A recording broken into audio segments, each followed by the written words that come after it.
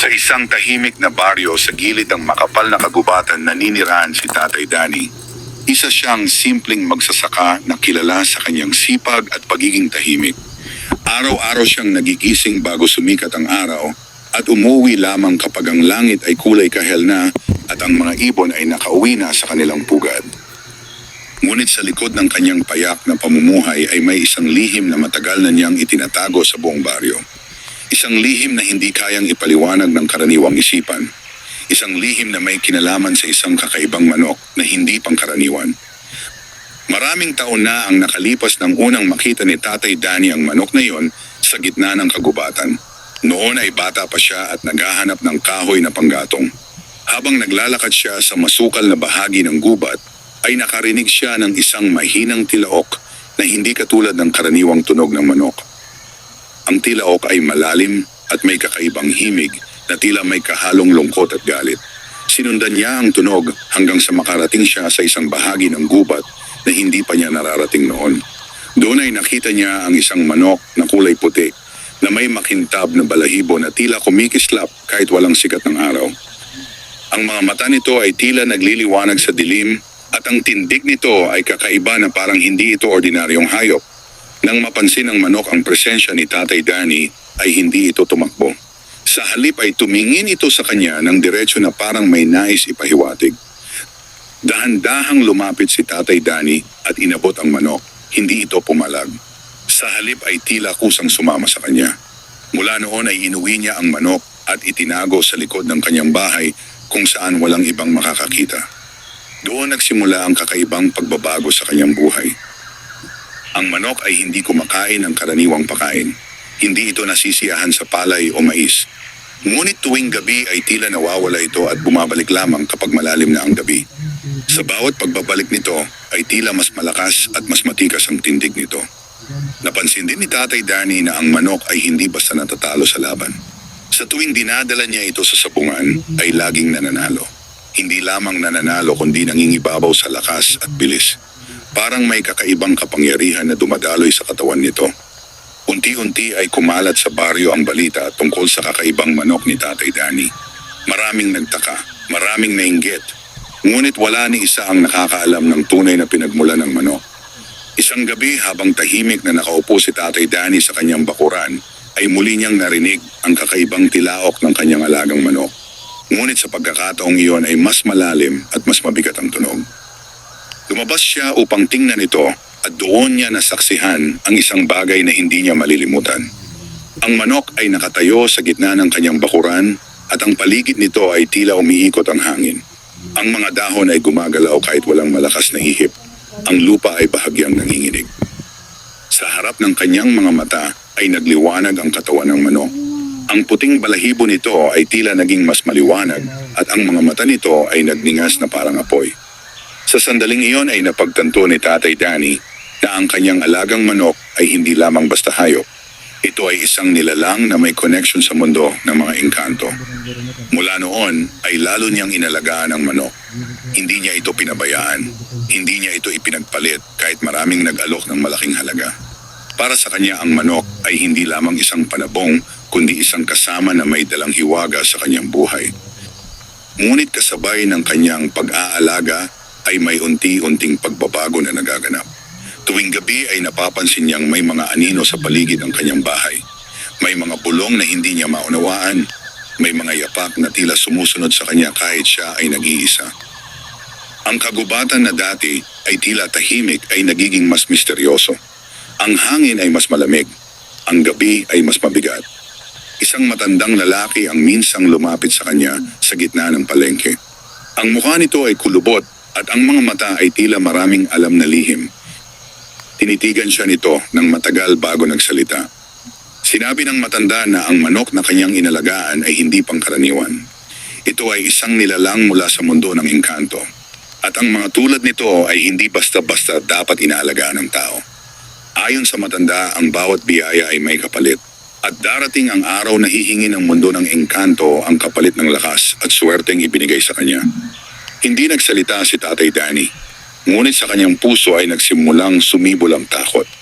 Sa kabila nito ay pinili pa rin niyang manatiling matatag. Pinili niyang alagaan ang manok at gamitin ang kakayahan nito upang mapabuti ang kanyang buhay. Lumipas ang mga araw at ang kanyang manok ay tila mas lalo pang lumalakas. Dumami ang kanyang panalo. Dumami ang kanyang kita. Unti-unti ay umasenso ang kanyang pamumuhay. Ngunit kasabay ng kanyang pag-asenso ay ang paglapit ng isang bagay na hindi niya maiiwasan. Isang gabi habang ang buong baryo ay natutulog, ay may narinig siyang malakas na tilaok mula sa kanyang bakuran. Ito ay hindi karaniwan. Ito ay tila isang panawagan. Agad siyang lumabas at nakita niya ang kanyang alagang manok na nakaharap sa direksyon ng kagubatan. Ang mga mata nito ay nagliliyap at ang tindig nito ay tila handang lumaban. Sa di kalayuan ay may mga anino na unti-unting lumalapit. At doon nagsimula ang isang pangyayaring magbabago sa buhay ni Tatay Danny magpakailanman. Ang gabi ay mas mabigat kaysa sa karaniwan. Ang hangin ay tila may dalang babala. Ang mga dahon ay marahang kumikilos kahit walang lakas ng ihip.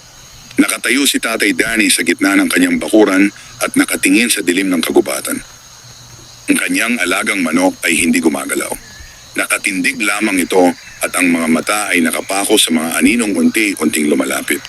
Ang tilaok nito ay muling umaling-aungaw sa buong paligid at ang tunog ay tila may dalang kapangyarihan na hindi maipaliwanag. Unti-unting lumitaw ang mga nilalang mula sa dilim. Hindi sila ganap na nakikita ngunit sapat upang maramdaman ang kanilang presensya. Ang kanilang mga anyo ay tila binabalot ng anino at ang kanilang galaw ay hindi pangkaraniwan. Napaatras si Tatay Danny ngunit hindi siya tumalikod. Alam niyang may mangyayaring hindi niya kayang pigilan. Ang kanyang dibdib ay mabilis ang tibok, ngunit ang kanyang mga mata ay nanatiling nakatingin sa kanyang alagang manok. Sa sandaling iyon ay nagliwanag ang katawan ng manok. Ang puting balahibo nito ay tila naging parang apoy na nagliliyap sa dilim. Ang lupa sa paligid nito ay bahagyang umuga at ang hangin ay umikot na parang may sariling buhay. Ang mga anino ay tumigil sa kanilang paglapit. Tila sila ay nag-aatubili. Tila kinikilala nila ang kapangyarihan na nasa harapan nila. Isang mas malaki at mas madilim na anyo ang lumitaw mula sa likod ng mga anino. Ito ay mas malinaw kaysa sa iba at ang presensya nito ay mas mabigat. Ang mga mata nito ay tila nagliliwanag sa dilim at ang tindig nito ay puno ng awtoridad. Ang nilalang ay humakbang papalapit. Sa bawat hakbang nito ay tila bumibigat ang paligid. Ang hangin ay nagiging malamig at ang lupa ay tila humihinga. Ang manok ni Tatay Danny ay hindi umatras. Sa halip ay mas tumingkad ang liwanag nito. Ang dalawang nilalang ay nagkatitigan na parang may tahimik na pag-uusap na nagaganap sa pagitan nila. Hindi makapagsalita si Tatay Danny ngunit nararamdaman niya ang tensyon sa hangin. Ang kanyang katawan ay nanlamig ngunit hindi siya makagalaw. Sa isang iglap ay umalingaw-ngaw ang isang malakas na tilaok. Ang tunog ay tumama sa mga puno at tila bumalik na parang alon. Kasabay nito ay sumiklab ang liwanag mula sa katawan ng manok. Ang mga anino ay umatras. Ang mas malaking nilalang ay nanatili ngunit ang tindig nito ay nagbago. Tila ito ay nag-iingat. Lumipas ang ilang sandali na tila napakahaba. Walang gumagalaw, walang nagsasalita.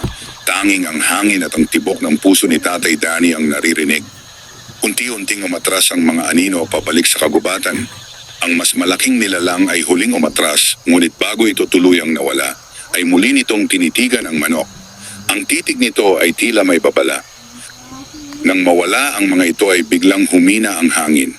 Ang liwanag mula sa manok ay unti-unting naglaho hanggang sa bumalik ito sa karaniwang anyo. Bumagsak sa kanyang tuhod si Tatay Danny. Ang kanyang paghinga ay mabigat at ang kanyang isip ay puno ng tanong. Alam niyang ang kanyang nasaksihan ay simula pa lamang. Lumapit sa kanya ang manok at tumigil sa kanyang harapan. Tumingin ito sa kanya na parang may nais ipahiwatig. Sa sandaling iyon ay naramdaman ni Tatay Danny ang kakaibang koneksyon sa pagitan nila. Mula sa gabing iyon ay nagbago ang kanyang pananaw. Hindi na lamang ito tungkol sa panalo sa sabungan. Hindi na lamang ito tungkol sa pera. Ito ay tungkol sa isang lihim na mundo na unti-unting nagbubukas sa kanyang harapan. Sa mga sumunod na araw ay mas naging mapagmasid si Tatay Danny. Napansin niyang ang kagubatan ay tila mas buhay kaysa dati. May mga tunog na dati ay hindi niya naririnig.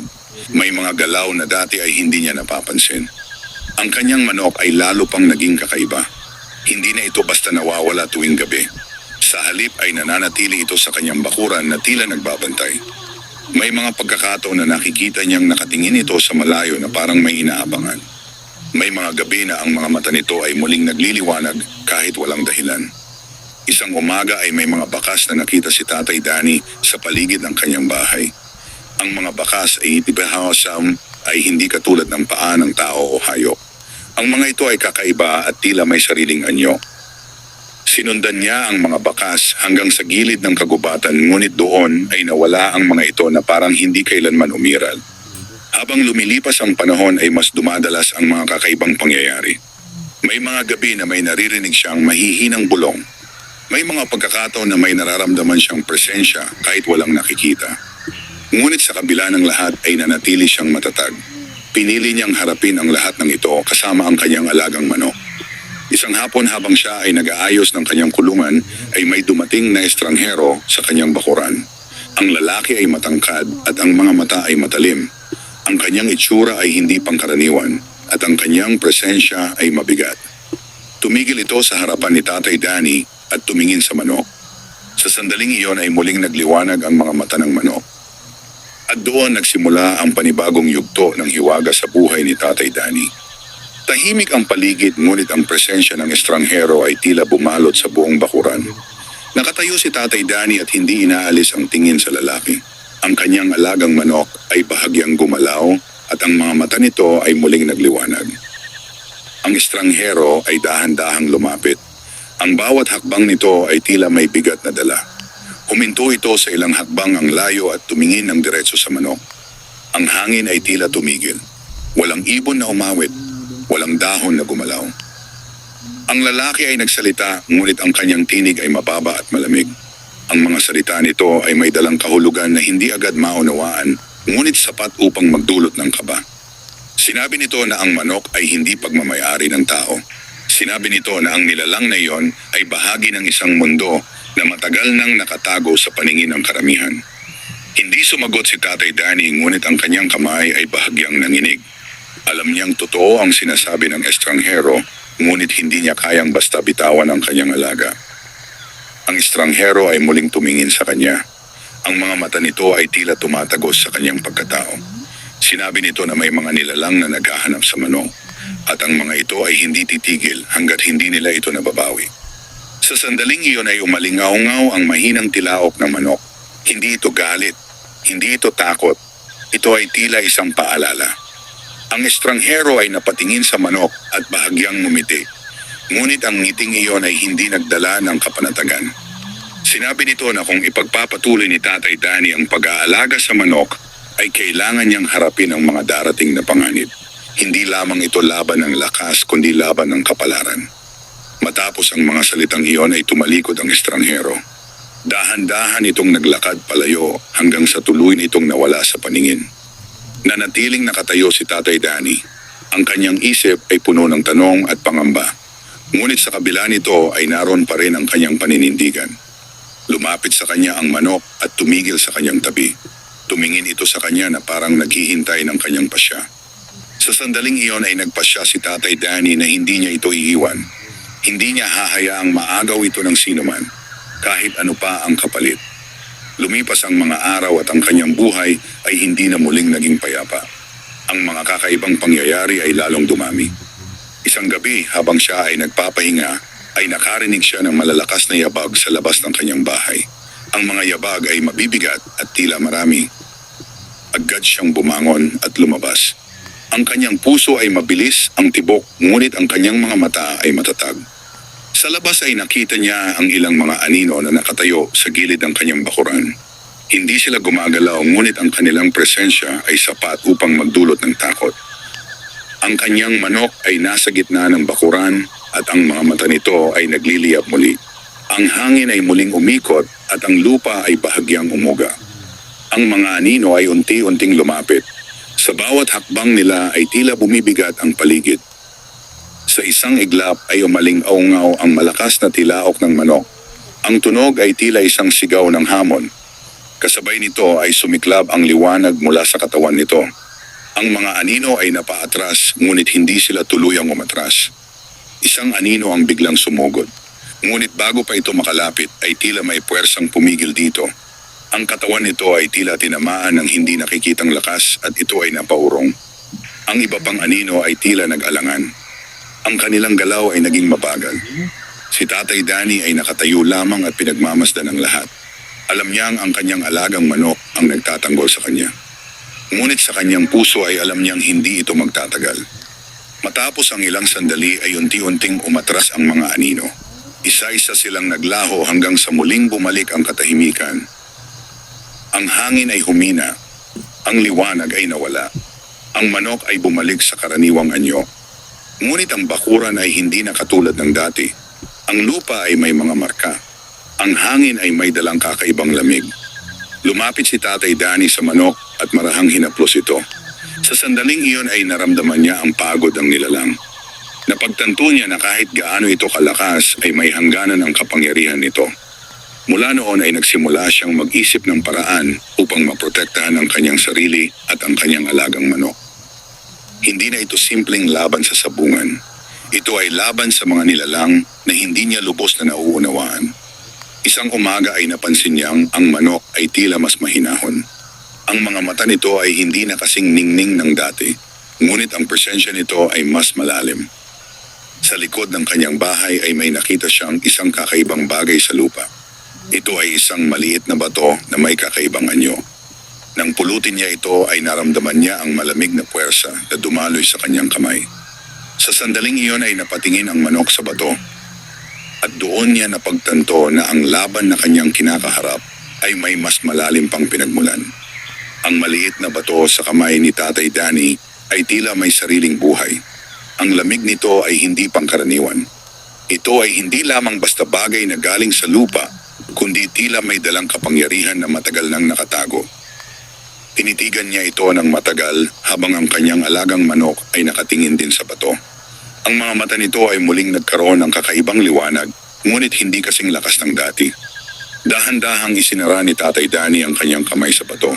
Sa sandaling iyon ay may naramdaman siyang panginginig na umakyat mula sa kanyang palad papunta sa kanyang braso. Ang pakiramdam ay hindi masakit, ngunit mabigat at puno ng misteryo. Napatras siya at napahawak sa kanyang dibdib.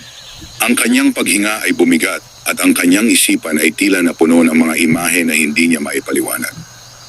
May nakita siyang kagubatan na mas makapal kaysa sa kanyang nakikita araw-araw. May mga nilalang na gumagalaw sa pagitan ng mga puno. May mga matang nakatingin mula sa dilim. At sa gitna ng lahat ay may isang anyo na tila nagbabantay. Isang presensya na mas matanda at mas makapangyarihan kaysa sa lahat ng kanyang nakita. Biglang naputol ang mga imahe at napabalik siya sa kasalukuyan. Ang bato ay nanatili sa kanyang kamay, ngunit ang pakiramdam ay unti-unting humupa. Ang kanyang alagang manok ay lumapit at tumigil sa kanyang harapan. Tumingin ito sa kanya na parang may nais ipahiwatig tungkol sa bato. Dahan-dahan niyang inilapag ang bato sa lupa. Ngunit kahit na wala na ito sa kanyang kamay, ay nanatili ang pakiramdam ng bigat sa kanyang katawan. Sa mga sumunod na araw ay hindi niya maiwasang isipin ang bato. Ang kanyang isipan ay laging bumabalik sa mga imahe na kanyang nakita. Ang kagubatan, ang mga nilalang, ang presensya na tila nagmamasid. Napansin din niya na ang kanyang manok ay mas madalas na tumingin sa direksyon ng kagubatan. Ang mga mata nito ay tila naghahanap ng isang bagay. Isang gabi habang ang buwan ay nakatago sa likod ng makapal na ulap, ay muling naramdaman ni Tatay Danny ang kakaibang presensya sa paligid ng kanyang bahay. Ngunit sa pagkakataong ito ay iba ang pakiramdam. Hindi ito tulad ng mga anino na dumating dati. Ito ay mas tahimik ngunit mas mabigat. Lumabas siya ng bahay at nakita niya ang kanyang manok na nakatayo sa tabi ng bato na kanyang inilapag. Ang mga mata nito ay nagliliwanag ngunit ang liwanag ay hindi agresibo. Ito ay tila isang uri ng pagbabantay. Ang hangin ay malamig at ang paligid ay tila huminto sa paggalaw. Mula sa gilid ng kagubatan ay may isang anyo na unti-unting lumitaw. Ang anyo ay hindi tulad ng mga anino na nakita niya dati. Ito ay mas malinaw at mas payapa ang tindig. Ito ay mukhang isang matandang nilalang na may mahabang buhok at ang mga mata ay malalim. Ang kanyang presensya ay hindi agad nagdala ng takot, ngunit may bigat na hindi maikakailam. Huminto ang nilalang sa ilang hakbang ang layo at tumingin kay Tatay Danny. Ang katahimikan ay tumagal ng ilang sandali bago ito nagsalita. Ang tinig nito ay mabagal at malalim na parang nagmumula sa kailaliman ng lupa. Sinabi nito na ang bato ay hindi basta bagay. Ito ay isang bahagi ng kapangyarihan na nag-uugnay sa mundo ng tao at sa mundo ng engkanto. Sinabi nito na ang manok na kanyang inaalagaan ay isang bantay ng hangganan. Isang nilalang na may tungkulin na hindi basta nauunawaan ng tao. Napayuko si Tatay Danny habang pinakikinggan ang mga salitang iyon. Unti-unti niyang nauunawaan na ang kanyang buhay ay hindi na muling magiging simple. Ang nilalang ay nagpatuloy sa pagsasalita. Sinabi nito na ang pagkuha niya sa manok ay nagbukas ng isang landas. At ang landas na iyon ay hindi na maaaring isara. Ang mga nilalang na kanyang nakikita ay hindi basta kaaway. Ang ilan ay naghahanap. Ang ilan ay nagbabantay. At ang ilan ay nais gawin ang kapangyarihan na kanyang hawak. Ang bato ay isang susi at ang manok ay isang tagapagbantay. Sa sandaling iyon ay muling tumingin ang manok sa bato. Ang liwanag sa mga mata nito ay mas naging malinaw. Ang nilalang ay muling tumingin kay Tatay Danny at sinabi na darating ang panahon na kailangan niyang pumili. Hindi lamang para sa kanyang sarili, kundi para sa dalawang mundo na unti-unting nagkakasalubong. Matapos ang mga salitang iyon, ay unti-unting naglaho ang anyo ng matandang nilalang hanggang sa muli itong naging bahagi ng dilim. Nanatiling nakatayo si Tatay Danny habang ang kanyang isip ay puno ng bagong kaalaman at mas mabigat na tanong. Lumapit sa kanya ang kanyang alagang manok at tumigil sa kanyang tabi. Sa sandaling iyon ay alam niyang ang kanyang buhay ay hindi na lamang tungkol sa pag-aalaga at pakikipaglaban sa sabungan. Ito ay naging bahagi ng isang mas malaking tungkulin na hindi niya kailanman hiniling, ngunit hindi na niya matatakasan. Sa umaga ay nagpasya siyang muling tingnan ang bato, ngunit nang lapitan niya ang lugar kung saan niya ito inilapag ay wala na ito. Ang lupa ay walang bakas na parang walang bagay na naroon. Ngunit ang kanyang manok ay nakatayo sa parehong lugar at ang mga mata nito ay tahimik ngunit puno ng kahulugan. At doon nagsimula ang mas malalim na paghahanap ni Tatay Danny sa lihim na bumabalot sa kanyang kapalaran. Ang pagkawala ng bato ay nagdulot ng mas mabigat na katahimikan sa buhay ni Tatay Danny. Ang dating bakuran na tila payapa ay ngayon ay may dalang kakaibang pakiramdam na hindi niya maipaliwanag. Araw-araw ay binabalikan niya ang lugar kung saan niya inilapag ang bato, ngunit wala siyang makitang kahit anong bakas. Ang lupa ay nanatiling normal na parang walang nangyari. Ang kanyang alagang manok ay patuloy na nagbabantay sa parehong lugar. Ang tindig nito ay mas maingat at ang mga mata nito ay tila laging may sinusundan na hindi nakikita ng tao. Unti-unting napagtanto ni Tatay Danny na ang bato ay hindi basta nawala.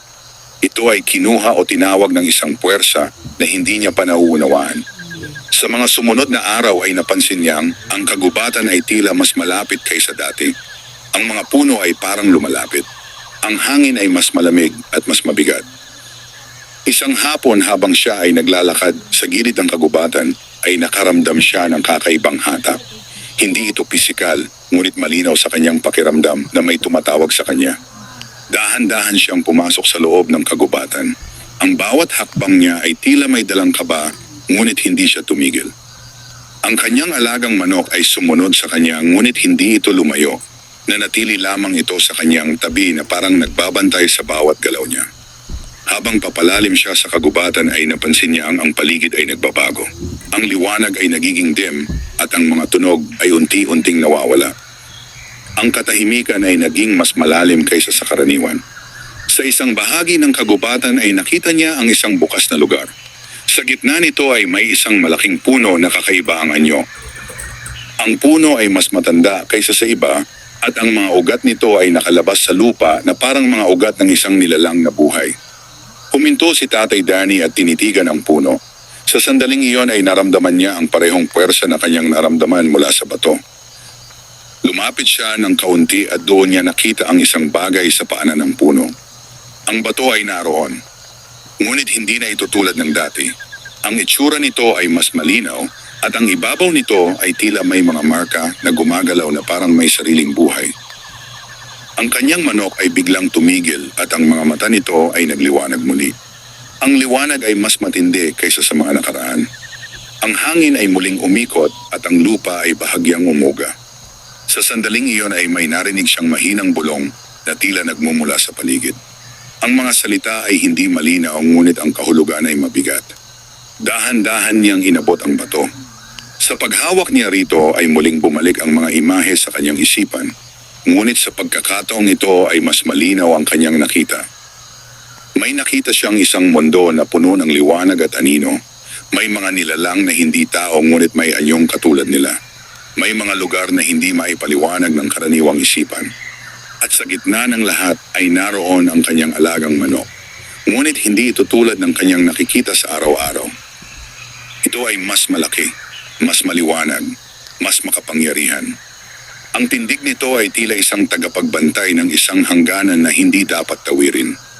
Biglang naputol ang mga imahe at napabalik siya sa kasalukuyan. Ang bato ay nasa kanyang kamay at ang kanyang paghinga ay mabigat. Ngunit bago pa siya na makagalaw ay may naramdaman siyang presensya sa kanyang likuran. Dahan-dahan siyang lumingon.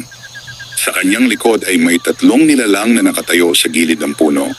Ang kanilang anyo ay mas malinaw kaysa sa mga anino na nakita niya dati. Ang kanilang mga mata ay nakatingin sa kanya at ang kanilang presensya ay hindi nagdadala ng galit kundi ng pag-iingat. Ang kanyang alagang manok ay agad na pumwesto sa kanyang harapan. Ang mga pakpak nito ay bahagyang nakaangat at ang mga mata ay nagliliyab. Ang 3 nilalang ay hindi agad lumapit. Nanatili sila sa kanilang lugar na parang sinusuri ang sitwasyon. Sa sandaling iyon ay naramdaman ni Tatay Danny na siya ay nasa gitna ng isang mahalagang pangyayari. Ang isa sa mga nilalang ay humakbang pasulong. Ang tindig nito ay kalmado ngunit may dalang kapangyarihan.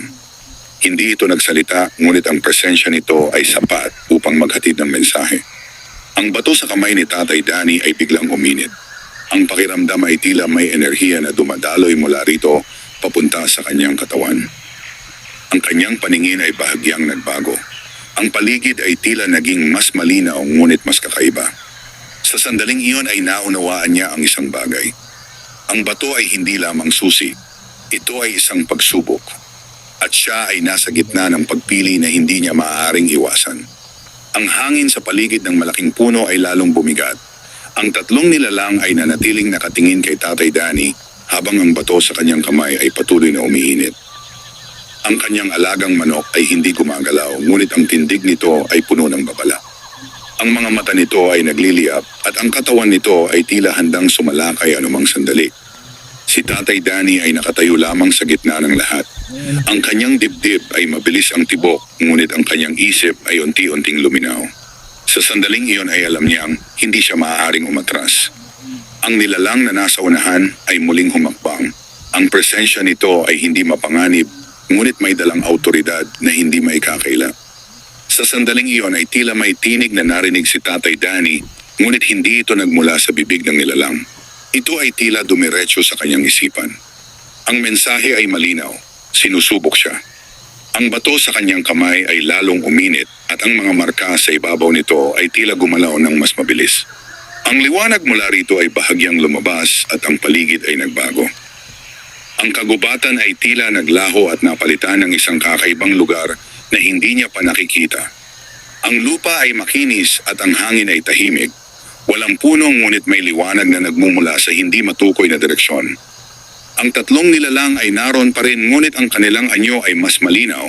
Ang kanilang mga mata ay hindi na nakakatakot kundi puno ng pagsusuri. Ang kanyang alagang manok ay nagbago rin. Gusto na niya maliwanag at ang tindig nito ay mas matikas. Ang presensya nito ay mas mabigat ngunit mas kontrolado. Si Tatay Danny ay napatingin sa kanyang kamay. Ang bato ay nagliliwanag at ang liwanag ay tila kumakalat sa kanyang buong katawan. Sa sandaling iyon ay naramdaman niya ang kakaibang lakas. Hindi ito tulad ng pisikal na lakas, kundi isang uri ng pag-unawa na hindi niya dati nararanasan. Ang nilalang sa unahan ay muling nagpadala ng mensahe sa kanyang isipan. Sinabi nito na ang mundo na kanyang nakikita ay ang pagitan ng 2 realidad. Isang lugar kung saan sinusukat ang mga karapat-dapat. Ang bato ay sumasagot sa kanyang kalooban at ang kanyang alagang manok ay gabay ngunit hindi tagapagligtas. Ang 3 nilalang ay kumilos. Ang isa ay pumunta sa kaliwa. Ang isa ay sa kanan at ang isa ay nanatili sa gitna. Ang paligid ay biglang nagbago. Sa harapan ni Tatay Danny ay may lumitaw na 3 landas. Ang bawat landas ay may kakaibang anyo. Ang unang landas ay maliwanag ngunit ang liwanag ay masakit sa mata. Ang lupa ay tila matigas at walang galaw. Ang ikalawang landas ay madilim, ngunit ang dilim ay tahimik at malamig. Walang liwanag ngunit may kakaibang katahimikan. Ang ikatlong landas ay balanse. Hindi masyadong maliwanag at hindi rin ganap na madilim. Ang hangin ay mahinahon at ang paligid ay tila buhay. Ang kanyang alagang manok ay nanatili sa kanyang tabi, ngunit hindi ito gumalaw patungo sa kahit anong landas. Sa sandaling iyon ay naunawaan ni Tatay Danny na ang pagpili ay kanya lamang. Ang bato sa kanyang kamay ay kumislap at ang kanyang dibdib ay muling bumigat. Ang kanyang isip ay napuno ng alaala. Naalala niya ang kanyang simpleng buhay, ang kanyang mga araw sa bukid, ang kanyang mga laban sa sabungan, ang kanyang pag-aalaga sa manok. Naalala rin niya ang mga gabi ng takot, ang mga anino, ang mga babala, ang mga nilalang na kanyang nakita. Ang kanyang paghinga ay unti-unting naging maayos. Dahan-dahan siyang humakbang pasulong. Hindi siya lumingon sa maliwanag na landas. Hindi rin siya lumapit sa madilim na landas. Pinili niya ang gitna. Sa bawat hakbang niya sa ikatlong landas ay naramdaman niya ang kakaibang katahimikan. Ang paligid ay hindi nagbago ngunit ang kanyang pakiramdam ay naging mas malinaw. Ang bato sa kanyang kamay ay unti-unting lumamig. Ang liwanag nito ay naging banayad. Ang 3 nilalang ay muling nagtipon sa kanyang harapan. Ang kanilang mga mata ay hindi na nagsusuri kundi tila tumatanggap.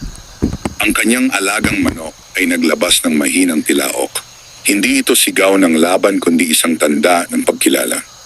Sa sandaling iyon ay nawala ang kakaibang mundo at bumalik siya sa kagubatan sa ilalim ng malaking puno. Ang bato ay nasa kanyang kamay ngunit ang anyo nito ay nagbago. Ang mga marka sa ibabaw nito ay hindi na gumagalaw. Ito ay tila naging tahimik. Ang 3 nilalang ay wala na. Ang kagubatan ay muling bumalik sa normal, ngunit ang hangin ay may dalang kakaibang gaan. Napaupo si Tatay Danny sa lupa at napatingin sa kanyang kamay. Alam niyang may nagbago sa kanya. Ang kanyang alagang manok ay lumapit at tumigil sa kanyang tabi. Ang mga mata nito ay tahimik ngunit puno ng kahulugan. Sa sandaling iyon ay naunawaan niya na ang kanyang piniling landas ay hindi magtatapos doon. Ito ay simula pa lamang ng mas malalim na tungkulin na kanyang haharapin. Pagbalik ni Tatay Danny sa kanyang bakuran ay tila nagbago ang lahat kahit walang pisikal na anyo ng pagbabago. Ang hangin ay mas malinaw ngunit mas mabigat sa pakiramdam. Ang katahimikan ay hindi na tulad ng dati na payapa kundi may dalang lalim na hindi niya maipaliwanag. Ang bato ay nanatili sa kanyang kamay ngunit ang init nito ay tuluyan ng nawala. Ito ay tila naging ordinaryo sa paningin ngunit sa kanyang pakiramdam ay alam niyang hindi ito nawala ng kahulugan. Ang kanyang alagang manok ay sumunod sa kanya at muling pumwesto sa gitna ng bakuran. Ang tindig nito ay hindi na agresibo ngunit ang presensya nito ay mas matatag. Lumipas ang ilang araw na tila walang kakaibang nangyari ngunit sa loob ni Tatay Danny ay may pagbabago na hindi na maibabalik sa dati. Ang kanyang pag-iisip ay mas malinaw. Ang kanyang pakiramdam ay mas sensitibo sa mga bagay na hindi nakikita. Napansin niyang ang bawat galaw ng hangin ay may mensahe. Ang bawat tunog ng kagubatan ay may kahulugan. Isang umaga habang siya ay naglilinis ng kanyang bakuran, ay may napansin siyang kakaibang marka sa lupa. Ang marka ay hindi galing sa paa ng hayop o tao. Ito ay tila simbolo na kusang lumitaw sa lupa. Dumapit siya at maingat na tiningnan ang marka. Sa sandaling iyon ay naramdaman niya ang mahinang puwersa na nagmumula rito. Ang kanyang alagang manok ay lumapit at tumigil sa tabi niya. Ang mga mata nito ay nakapako sa marka at ang katawan nito ay bahagyang nagliwanag. Dahan-dahang inilapit ni Tatay Danny ang bato sa marka. Sa sandaling nagdikit ang dalawa ay may banayad na liwanag na lumabas mula sa lupa. Ang marka ay kumislap at unti-unting naglaho na parang tinanggap ang presensya ng bato. Kasabay nito ay may narinig siyang mahinang bulong sa kanyang isipan. Ang mensahe ay hindi malinaw ngunit sapat upang maunawaan niya na may nagbabantay sa kanyang piniling landas. Sa mga sumunod na araw ay mas dumalas ang paglitaw ng mga marka sa kanyang paligid. Ang ilan ay nasa bakuran, ang ilan ay sa gilid ng kagubatan, ang iba ay tila lumilitaw sa mga lugar na hindi niya inaasahan. Sa bawat marka na kanyang nadidiskubre ay ginagamit niya ang bato at sa bawat pagkakataon ay may kakaibang tugon mula sa paligid. Unti-unti ay naramdaman niya na ang kanyang connection sa mundo ng engkanto ay lalong lumalalim. Ngunit kasabay ng kanyang pag-unlad ay may nararamdaman siyang paparating na panganib. Isang gabi habang ang kalangitan ay walang buwan ay biglang naging mabigat ang hangin. Ang paligid ay tila pinuno ng presensya na hindi niya maipaliwanag. Lumabas siya ng bahay at nakita niya ang kanyang alagang manok na nakatayo sa gitna ng bakuran. Ang mga mata nito ay nagliliyab at ang tindig nito ay puno ng babala. Sa gilid ng kanyang bakuran ay may isang anyo na unti-unting lumitaw. Ito ay hindi tulad ng mga nilalang na nakita niya dati. Ang anyo nito ay mas malinaw ngunit mas nakakatakot. Ang katawan nito ay tila gawa sa anino ngunit ang mga mata nito ay matalim at puno ng galit. Humakbang ito papalapit at sa bawat galaw nito ay tila lumalamig ang paligid. Si Tatay Danny ay nanatiling nakatayo ngunit ang kanyang dibdib ay mabigat. Alam niyang ang nilalang na ito ay hindi tulad ng iba. Ang kanyang alagang manok ay agad na pumwesto sa kanyang harapan. Ang mga pakpak nito ay bahagyang nakaangat at ang liwanag mula sa katawan nito ay muling sumiklab. Ang nilalang ay huminto at tumitig sa manok. Ang dalawang presensya ay nagharap na parang matagal nang magkakilala. Sa isang iglap ay sumugod ang nilalang. Ngunit bago pa ito makalapit ay biglang kumislap ang bato sa kamay ni Tatay Danny. Ang liwanag mula rito ay tumama sa nilalang at ito ay napahinto. Ang katawan nito ay tila napigil ng isang hindi nakikitang puwersa. Ang hangin ay umikot at ang lupa ay bahagyang umuga. Ang kanyang alagang manok ay naglabas ng malakas na tilaok. Ang tunog ay puno ng kapangyarihan at ang paligid ay tila sumunod sa utos nito. Ang nilalang ay umatras ngunit hindi ito tuluyang nawala. Ang mga mata nito ay nanatiling nakapako kay Tatay Danny. Sa sandaling iyon ay naramdaman ni Tatay Danny na ang laban ay hindi pa tapos. Ang bato sa kanyang kamay ay nagbigay ng banayad na init na tila nagbibigay lakas sa kanya. Huminga siya ng malalim at tumayo ng mas matatag. Ang nilalang ay muling humakbang. At sa pagkakataong iyon ay alam niyang hindi na siya maaaring umatras. Ang hangin ay lalong bumigat at ang gabi ay tila naging mas madilim. Nakatayo si Tatay Danny habang ang nilalang na gawa sa anino ay patuloy na lumalapit. Ang bawat hakbang nito ay parang nagdadala ng lamig na tumatagos sa buto. Ang kanyang alagang manok ay hindi gumagalaw ngunit ang liwanag mula sa katawan nito ay mas tumindi.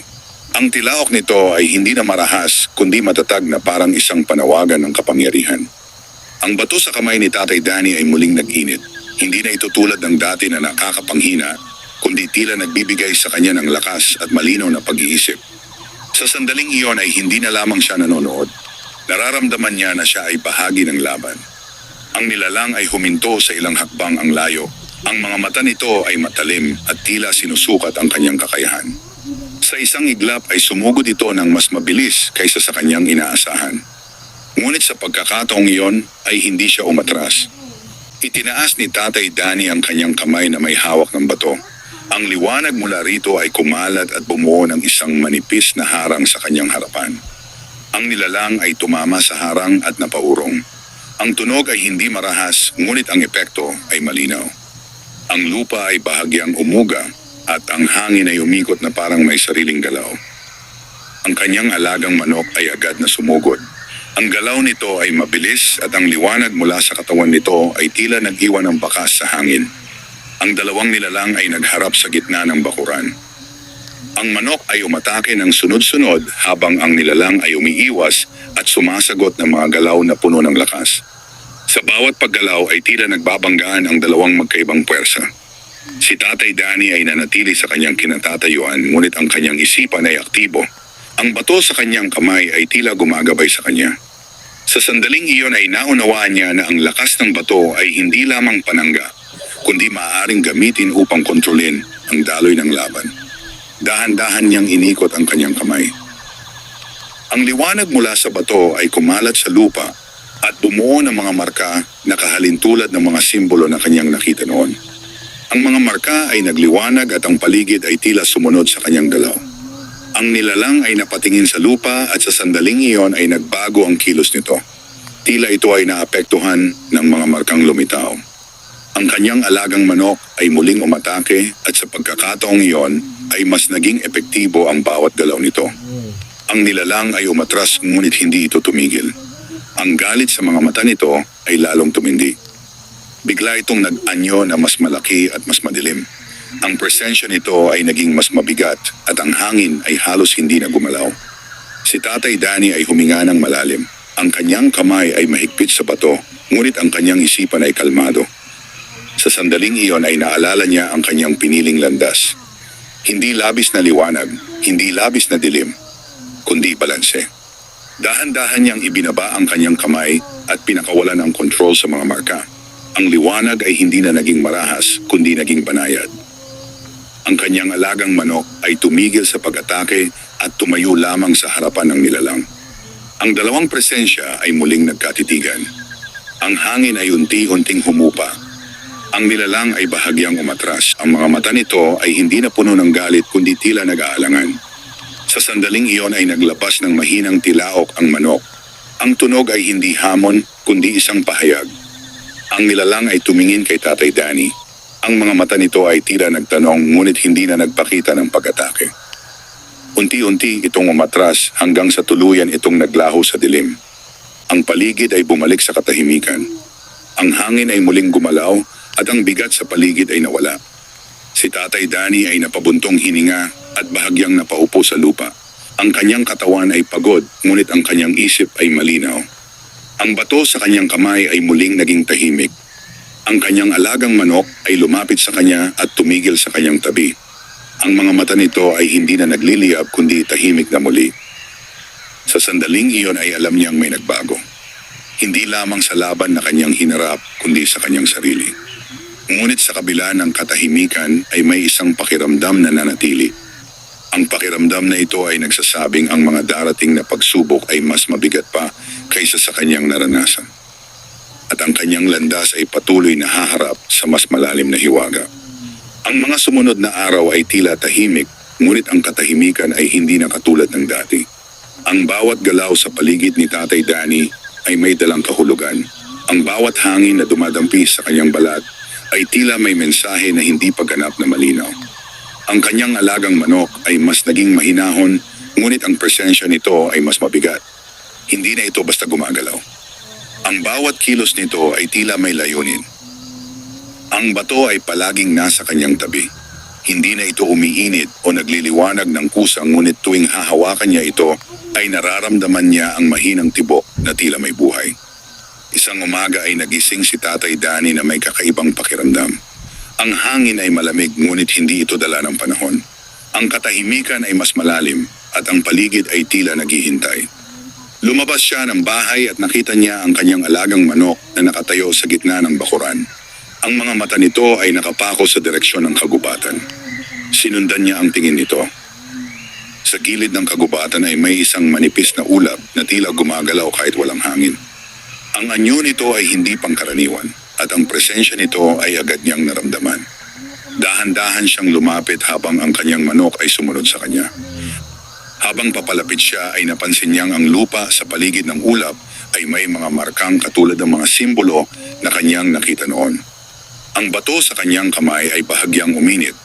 Sa sandaling iyon ay alam niyang may magaganap. Huminto siya sa ilang hakbang ang layo at tinitigan ang kakaibang ulap. Unti-unti itong nagbago ng anyo hanggang sa lumitaw ang isang nilalang na hindi niya pa nakikita noon. Ang anyo nito ay hindi ganap na malinaw ngunit mas matatag kaysa sa mga nauna niyang nakita. Ang presensya nito ay hindi agad nagdadala ng takot ngunit may dalang bigat na hindi maikakaila. Ang kanyang alagang manok ay bahagyang lumapit at ang mga mata nito ay nagkaroon ng banayad na liwanag. Ang nilalang ay hindi agad gumalaw. Nanatili lamang ito sa kanyang kinatatayuan at tila sinusuri si Tatay Danny. Sa sandaling iyon ay naramdaman ni Tatay Danny ang kakaibang koneksyon sa pagitan nila. Hindi ito tulad ng laban na kanyang naranasan kundi isang uri ng pag-unawa. Ang bato sa kanyang kamay ay nagbigay ng mahinang init. Dahan-dahan siyang humakbang pasulong. Ang kanyang manok ay hindi pumigil sa kanya. Sa bawat hakbang niya ay tila lumilinaw ang paligid. Ang hangin ay nagiging mas magaan at ang presensya ng nilalang ay hindi naganap na mabigat. Huminto siya sa harapan nito. Ang kanilang mga mata ay nagtagpo. Sa sandaling iyon ay may dumaloy na mga imahe sa kanyang isipan. Nakakita siya ng mga lugar na hindi niya pa nararating. Mga kagubatan na mas malawak. Mga nilalang na hindi pa niya nakikita. Mga hangganan na hindi dapat tawirin. At sa gitna ng lahat ay naroon ang kanyang alagang manok na nakatayo bilang isang bantay. Ang mga imahe ay mabilis ngunit malinaw. Nang mawala ang mga ito ay napansin niyang ang nilalang ay bahagyang umatras. Ang presensya nito ay hindi na kasing bigat ng dati. Ang kanyang alagang manok ay naglabas ng mahinang tilaok. Ang tunog ay tila isang senyas. Ang nilalang ay tumingin sa manok at pagkatapos ay muling tumingin kay Tatay Danny. Unti-unti itong naglaho na parang ulap na tinangay ng hangin.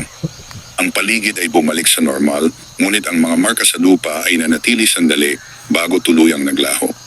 Si Tatay Danny ay nanatiling nakatayo. Sa kanyang puso ay may bagong pag-unawa. Hindi lahat ng nilalang ay kalaban. May mga nilalang na nagmamasid, may mga nilalang na sumusubok, at may mga nilalang na nag-aabang ng tamang sandali. Lumapit sa kanya ang kanyang alagang manok at tumigil sa kanyang tabi.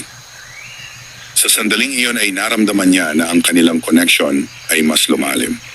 Ang bato sa kanyang kamay ay muling naging tahimik. Ngunit sa kabila ng katahimikan ay may isang bagay na malinaw. Ang mga pangyayaring kanyang nararanasan ay papalapit sa isang mas malaking yugto. Isang yugto na hindi na lamang tungkol sa kanyang sarili, kundi tungkol sa dalawang mundo na unti-unting nagiging isa. Ang umaga ay dumating na may kakaibang liwanag. Ang araw ay sumikat, ngunit ang init nito ay tila may kasamang bigat na hindi naramdaman ni Tatay Danny noon. Nakatayo siya sa kanyang bakuran habang ang kanyang alagang manok ay tahimik na nakapwesto sa kanyang tabi. Ang paligid ay payapa, ngunit ang kanyang pakiramdam ay nagsasabing ang katahimikan ay pansamantala lamang. Ang bato ay nasa kanyang kamay. Hindi ito gumagalaw. Hindi ito umiinit. Ngunit ang presensya nito ay nananatiling malinaw sa kanyang pakiramdam. Sa sandaling iyon ay naramdaman niya ang isang malakas na pagbabago sa hangin. Ang paligid ay tila biglang naging mas malalim at ang katahimikan ay naging mabigat. Ang kanyang alagang manok ay agad na tumingala. Ang mga mata nito ay nagkaroon ng matinding liwanag. Sinundan ni Tatay Danny ang tingin nito. Sa itaas ng kagubatan ay may kakaibang anyo na unti-unting lumitaw. Ang langit ay tila nabiyak at sa gitna nito ay may isang madilim na bahagi na parang isang pintuan. Ang hangin ay umikot at ang mga puno ay bahagyang yumuko na parang may dumadaan na hindi nakikita. Ang presensya na nagmumula sa itaas ay mas mabigat kaysa sa lahat ang kanyang naranasan. Ang kanyang dibdib ay bumigat ngunit hindi siya umatras. Sa sandaling iyon ay naunawaan niya na ang lahat ng kanyang pinagdaanan ay paghahanda lamang. Ang kanyang alagang manok ay umusad sa kanyang harapan. Ang katawan nito ay nagliwanag ng mas matindi kaysa dati. Ang tilawak nito ay umalingaw-ungaw at ang tunog ay tila umabot sa kalangitan. Ang madilim na bahagi sa langit ay gumalaw. Mula rito ay may mga anyo na unti-unting bumaba. Ang kanilang presensya ay mabigat at ang kanilang galaw ay hindi pangkaraniwan. Ang mga ito ay hindi na simpleng anino. Ang kanilang anyo ay mas malinaw at ang kanilang kapangyarihan ay ramdam sa bawat sandali. Si Tatay Danny ay humigpit ang hawak sa bato. Sa sandaling iyon ay nagbigay ito ng malakas na init. Ang liwanag mula rito ay kumalat sa kanyang katawan. Ang kanyang paningin ay bahagyang nagbago. Ang paligid ay tila naging mas malinaw at ang bawat galaw ng hangin ay mas nauunawaan niya. Ang kanyang alagang manok ay nag-anyo na mas maliwanag. Ang presensya nito ay tila lumawak at ang tindig nito ay hindi na lamang tulad ng isang hayop, kundi isang tagapagbantay ng isang hangganan. Ang mga nilalang na bumaba mula sa langit ay huminto sa gitna ng hangin. Ang kanilang mga mata ay nakapako kay Tatay Danny at sa kanyang manok. Sa sandaling iyo ay naramdaman niya na siya ay hindi na lamang isang tao na nakasaksi. Siya ay bahagi na ng balanse. Dahan-dahan siyang humakbang pasulong. Ang bato sa kanyang kamay ay nagliwanag ng mas maliwanag kaysa sa lahat ng nauna. Ang lupa ay bahagyang umuga at ang hangin ay sumunod sa kanyang galaw. Ang kanyang alagang manok ay naglabas ng isang malakas na tilaok na tila isang utos. Ang mga nilalang sa itaas ay hindi agad sumugot. Sa halip ay nanatili sila sa kanilang lugar na parang naghihintay. Sa sandaling iyon ay itinaas ni Tatay Danny ang kanyang kamay. Ang liwanag mula sa bato ay kumalat sa buong paligid. Hindi ito naging marahas, hindi ito naging mapanira. Ito ay naging pantay. Ang liwanag at dilim ay tila naghalo ngunit walang naghari. Ang hangin ay unti-unting humupa. Ang mga nilalang sa itaas ay bahagyang umatras. Ang madilim na bahagi sa langit ay nagsimulang magsara. Ang paligid ay unti-unting bumalik sa katahimikan. Si Tatay Danny ay nanatiling nakatayo habang ang liwanag mula sa bato ay unti-unting nawala. Ang kanyang alagang manok ay bumalik sa kanyang tabi. Ang mga mata nito ay tahimik ngunit puno ng lakas. Sa sandaling iyon ay naunawaan niya na ang kanyang tungkulin ay hindi pa tapos. Ang kanyang buhay ay hindi na babalik sa dati. Ngunit hindi na rin siya ang dating tao. Siya ay naging tagapamagitan ng dalawang mundo. At ang kanyang alagang manok ay hindi lamang isang panabong. Ito ay isang bantay ng balanse na patuloy na gagabay sa kanya sa mga darating pangyugto ng kanyang kapalaran.